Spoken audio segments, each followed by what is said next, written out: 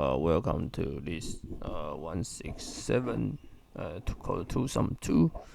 So basically you have some array basically sorted, but in this video we will not use this fact. Basically just ask about that you are guaranteed that there must exactly two different indices, two different numbers who should add will be your target.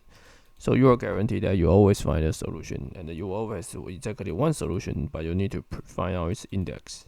And the problem is in this the key point is that in this the index is start from 1. So in this case you need to return 1 2. Okay, so we can solve it by using map. So basically we define a map called default integer. So this means that the map is basically empty. If you don't have the keys, that it will return 0, I guess. Okay, so for I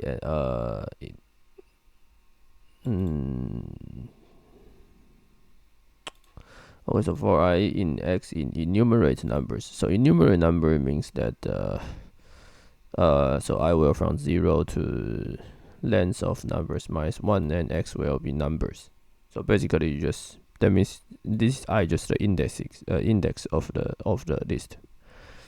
So you create a goal means target minus X. So if the goal is not in the map, then you need to let map X equals to I. Okay. So if the goal in map, that means that we find the answer because that means the goal can be represented as previous number.